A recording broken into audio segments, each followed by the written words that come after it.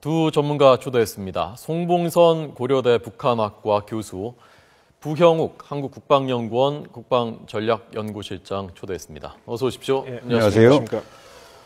두 분은 오늘 새벽에 전해진 소식, 저는 사실 듣고 좀 놀랐거든요. 두 분은 예상하셨던 결과입니까? 이렇게 타격 어떻습니까, 교수님?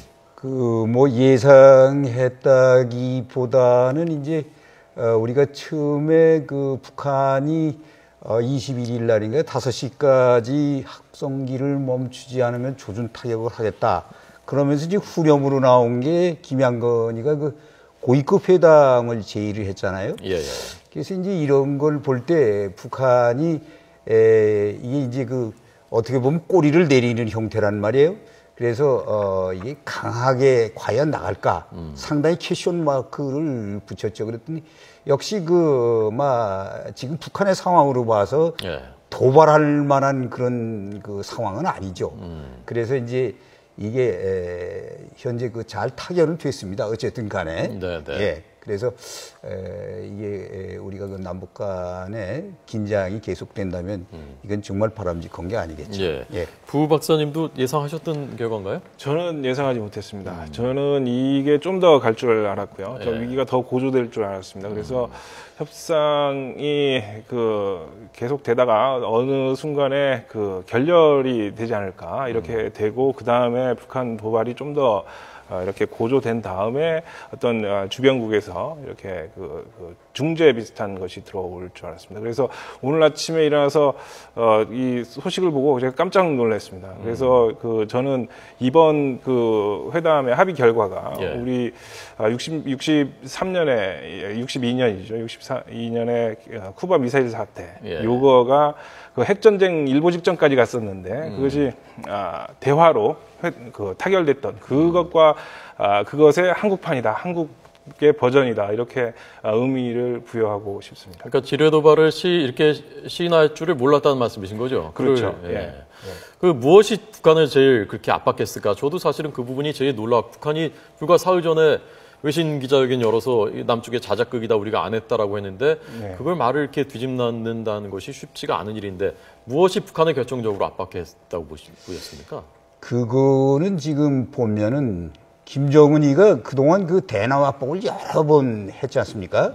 재작년에는 거의 반년 동안을 계속 우리 키리졸브 훈련이나 독수리 훈련을 가지고 한 반년 동안 계속 압박을 했는데 이제 결국은 그런 여러 가지로 했어도 잘 먹혀 들어가지 않죠. 그런데다 이 학성기 방송을 하는데 여기 방송 내용을 보면은 사실 북한의 지금 휴전선에 나와 있는 젊은 북한 군인들 듣지도 못한 뉴스들이 막 쏟아져 나온단 말이에요. 최고 존엄에 대한 여러 가지 그들로 봐서는 정말 심대한 타격을 줄 수 있는 여러 가지 내용들이 나오니까 이런 것을 계속했다가는 이 최고 존엄이 말할 수 없이 망가지고 북한 체제에 결정적으로 타격을 줄 수 있다 하는 그런 생각을 해서 이거를 어떻게든지 빨리 멈춰야 되겠구나 하는 이런 생각을 해서 이게 이제 이렇게 나온 것으로 이게 보여지고 또 이제 주변에서도 여러 가지로 중국이 이제 전승절이 이제 얼마 남지 않았는데 여기다가 만약에 계속 북한이 도발을 하면 고춧가루 뿌리는 건 마찬가지인데 이것도 상당히 좋지 않은 거고 거기다가 또 이제 한미 합동 훈련 이것이 연장선상에서 미국의 전략 무기들이 이제 속속 그거를 한미 합동으로 결연한 의지를 보여줬고 또 이제 특히 남남 갈등 관계를 항상 북한은 의식을 했는데 이 사건이 일어나면은 내부에서 여러 가지로 여야 간 싸움을 한다든지 그 다음에 이 젊은 사람 늙은 사람 이게 다 갈라지고 여러 가지 이런 문제가 많이 생기는데 이게 보니까 이번에 상당히 일치된 모습을 보여준단 말이에요. 이 남한 국민들이. 그래서 이런 것을 볼 때 이게 서투르게 괜히 다루었다간 자기네 체제, 최고 존엄, 이 김씨 체제, 이게 큰 타격을 받을 것이다. 이걸 생각을 해가지고 어떻게든지 타결을 해야 되겠다 하는 그런 일말에서 아마 이번에 나가지 않는다. 그러니까요. 그래서 아까 저희가 뉴스 모두에도 얘기했습니다만은 젊은 장병들이 자진해서 전역을 연기하고 이 초유의 일이지 않습니까? 그리고 우리 젊은이들이 다 나도 나가 싸우겠다라고 사진을 군복 사진을 올리고 한 그런 것들이 보이지 않게 상당히 북한을 압박한 것이 아닌가 하는 생각이 들었습니다.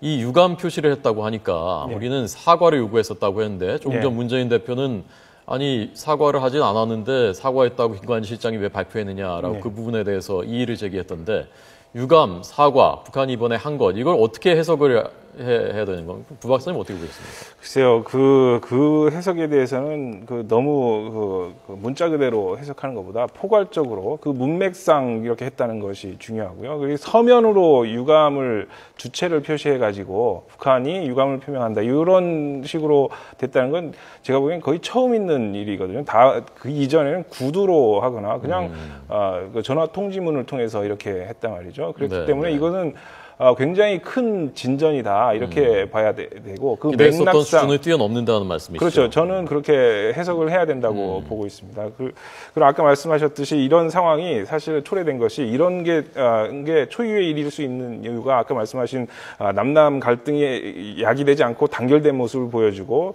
미국과 한미동맹의 경고성이 보여졌고 우리 군이 대비 태세가 이렇게 됐고 이런 것이 플러스해서 굉장히 중국 측 눈치도 많이 봤을 것이다. 중국의 전승절 행사를 이렇게 고춧가루 뿌리는 이런 모습이 되는 것에 굉장히 큰 부담을 느꼈을 것이다. 그런 여러 가지 요인이 결합돼서 이런 유감 표명, 주체가 표시된 유감 표명이 나왔고 이것은 굉장히 크게 받아들여져야 된다. 이렇게 봐요. 그래서 최근이 아니라 그동안 도발에 대해서 북한이 이른바 유감을 표시했었던 그 사례들을 잠깐 보면서 한번 비교를 좀 해보도록 하겠습니다. 1.2 사태 때는 김일성 주석이 4년 지나서 대단히 미안한 사건이다. 좌익 맹동분자들이 한 짓이다. 그러니까 내가 한 건 아니다. 뭐 그런 얘기죠. 저 때는 유감, 그렇죠. 사과 이런 직접적인 그 표현은 하지 않고 저렇게 얘기를 했고요. 저건 이제 구두로 한 겁니다. 그 다음이요. 판문점 도끼만행 사건 때는 유감스럽게 생각한다. 이것도 주체를 명확하게 언급을 하지 않은 거죠. 그렇죠. 사건 발생을 유감스럽게 생각한다. 그리고 재발하지 않도록 쌍방이 노력을 기울여야 된다. 이것도 참 애매한 말입니다. 자기들이 해놓고 서로 노력을 기울여야 된다. 그러니까 수준이 굉장히 낮은 유감 표시였습니다. 역시 구두였고요. 동해안 침투 사건 때 우리 오늘 통일부에서 밝힌 거는 이때 주체를 명시한 유감 표명을 이때 북한이 했고 그 이후로는 처음이다라고 해석을 한 것이지 않습니까?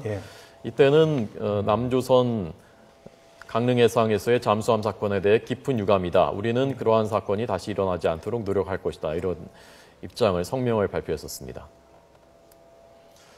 제2연평해전 때도 역시 매우 모호하게 했었는데요. 서해상에서 우발적으로 발생한 무력 충돌 사건에 대해서 유감스럽게 생각한다. 그러니까 이건 뭐 잘못했다는 얘기는 여기 안 들어있는 표현인 거죠. 이런 과거의 사례들에 비춰보면 이번이 우리로서는 다 만족스럽지는 않지만 그래도 전례들에 비춰보면은 상당히 기대를 뛰어넘는 수준이었다. 이렇게 부 박사님 그런 입장. 예, 그렇죠. 이걸 처음부터 한술에 배부르는 이런 정책 목표를 가지고 협상 목표를 가지고 하면 협상 자체가 깨질 수 있습니다. 네. 예, 그렇기 때문에 제한된 정책 목표를 가지고 출발하는 싹을 틔우는 이런 협상 전략이 필요한 거죠. 그런 측면에서 이번 협상은 굉장히 잘 됐다.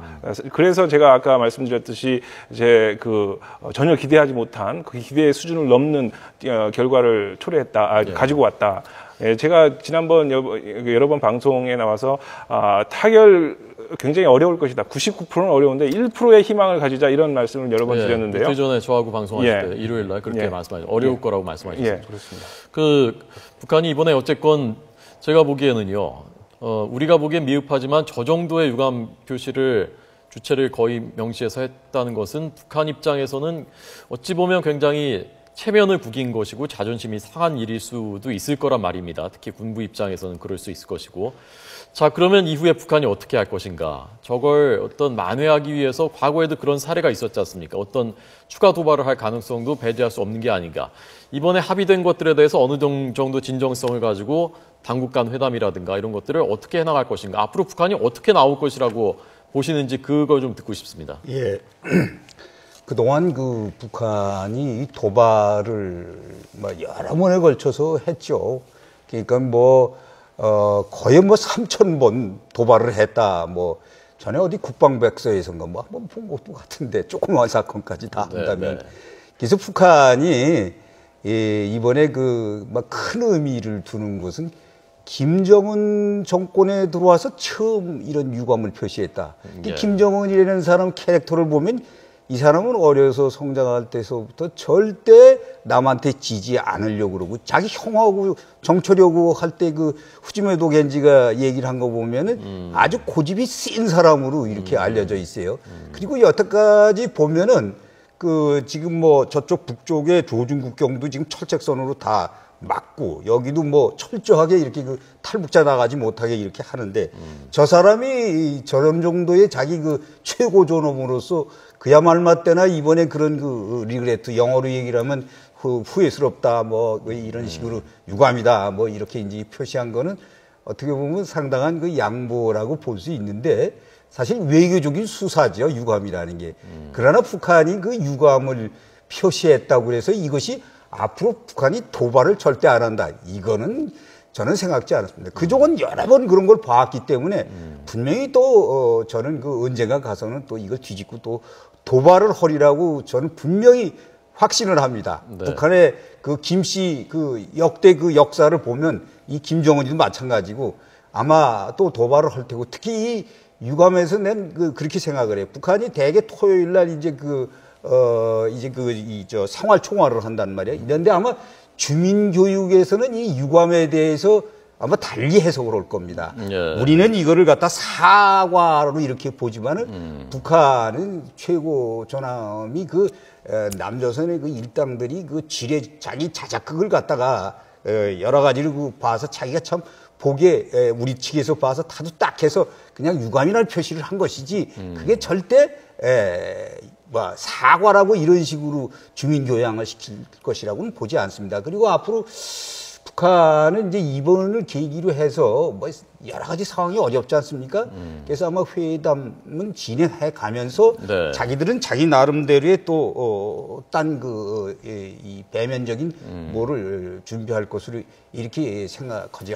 북한은 항상 그 화전양면 전술을 해왔기 때문에. 네, 예. 자, 부 박사님 짧게 듣겠습니다. 향후 남북 관계 전망. 향후 도발의 가능성이 있습니다. 그렇지만 이번 합의의 결과로 4차 핵실험을 안 하지 않을까 이런 생각을 하는 것입니다.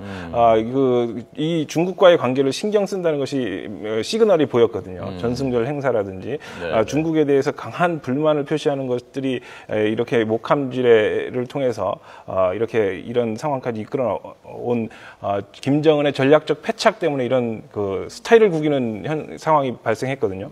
그런데 그것을 역으로 생각하면 앞으로 그런 대형 이건 국제적인 초미의 관심사가 되는 4차 핵실험은 아마 이 그 회담 결과를 통해서 제지된 것이고 아까 도발은 있을 것이지만 평화적 우주 이용 이런 걸로 포장할 수 있는 장거리 미사일 발사 시험은 가능할지 몰라도 그것은 10월 10일 날 노동당 창건 기념일 이런 행사라든지 2015 통일대전이라든지 이런 것을 해왔기 때문에 그런 것은 아마 할지 모르지만 우리 안보의 제일 중요한 초미의 관심사인 핵실험은 아마 저지된 것이 아닐까 이렇게 생각을 합니다. 알겠습니다. 자, 두 분의 평가와 전망 들었습니다. 두 분 잘 들었습니다. 고맙습니다.